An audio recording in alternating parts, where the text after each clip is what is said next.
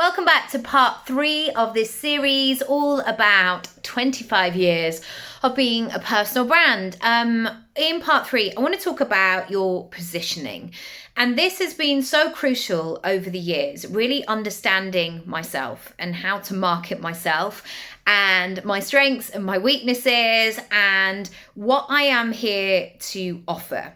And I've definitely learned this the hard way when I've tried to be all of the things to all of the people, and it hasn't worked. And I'm here to share not just the good stuff from 25 years, but certainly there have been difficult moments when I haven't quite known how to pitch something, or something hasn't quite landed, or I've diluted myself and I've tried to be too many of the other things.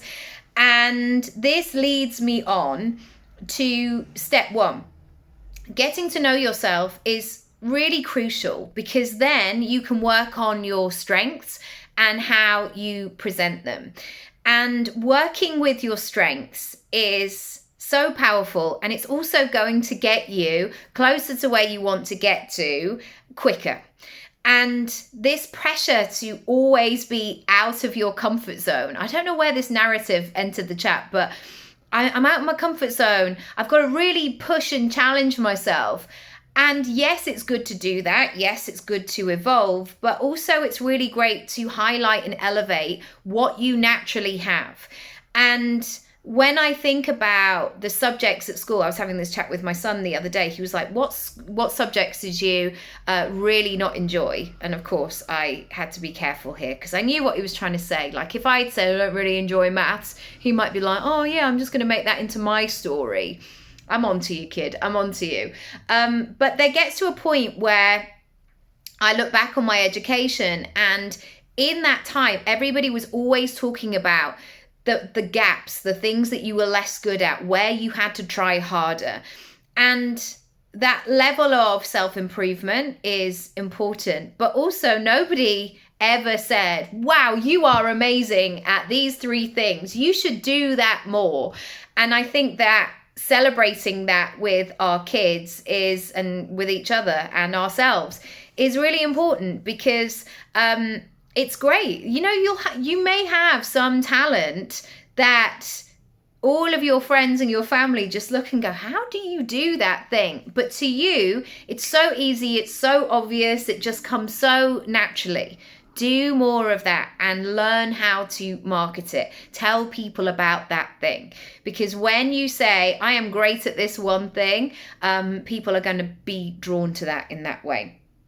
Number 2, nobody is going to know who you are unless you tell them. Now, you can do that through the internet. You can do that through social media. You can do it through emails. You can do it through word of mouth. You can do it from being in the room.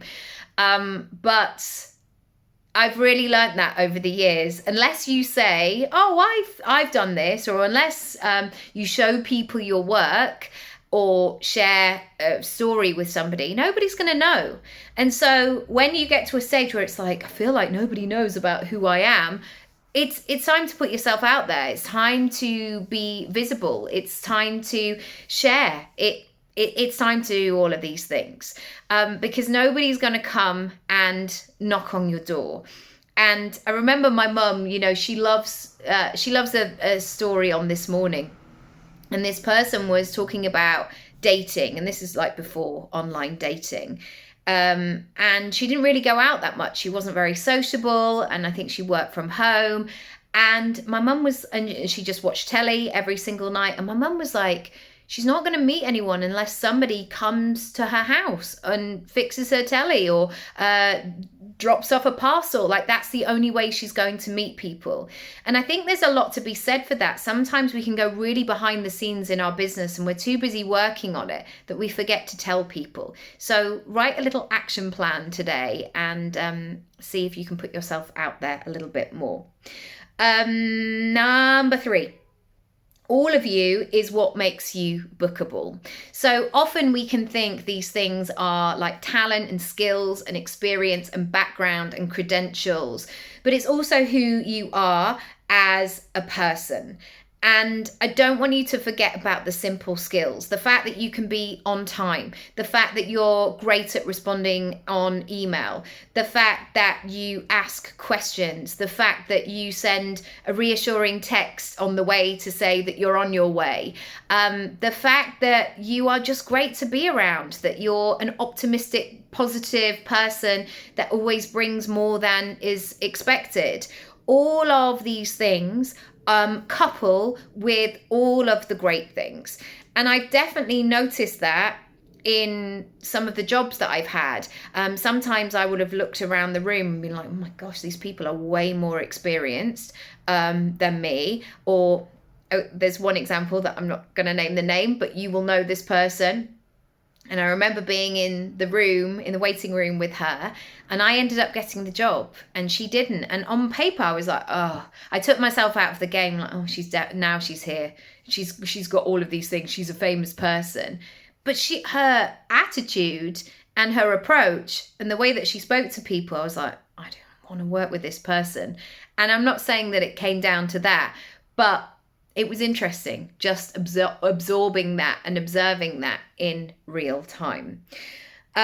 Number 4, cull, edit, present. We have to always look at our personal brand in that way. We have to lead the way and not necessarily be trend led of like, oh, everybody's doing this. But sometimes that is useful. When people suddenly really got into video, there is that thing of, oh, actually, I need to really incorporate that into my content strategy. But you have to look at your personal brand like you would your wardrobe. There were some brilliant things that I was wearing when I was 22 years old. But now I look back and I'm like, they were great then, but now I'm not going to do that. And I can find other clothes that make me feel all of those great feelings, but just not in that way. And it's the same with your online presence. Giving yourself the opportunity to cull a little bit, to edit, and to represent what it is that you do will not only keep you sharp and fresh, but really in alignment with who you are and what you're all about. Number 5, this is all about the digital disco, actually. So if you want to find out more about that, go and check it out. I wish I had done this sooner, but maybe technology was not necessarily the same 25 years ago. Well, it certainly wasn't. But if I was recommending this to people now, I would advise this. Think about how people can still get to know you even when you're not live or you're not there in the room with you.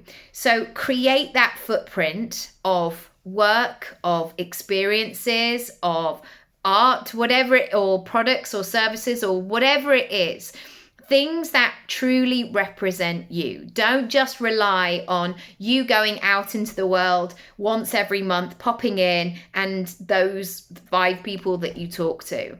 The internet and social media is such an opportunity right now to create this digital disco of work, of sharing who you are and what you're all about. So do it, utilize it. It doesn't have to be complicated, it doesn't have to be overwhelming, but it could just change not only your business, but therefore the life that you can have alongside your business. And the two of them working together in this beautiful way, it's going to be great. Lots of love. Bye.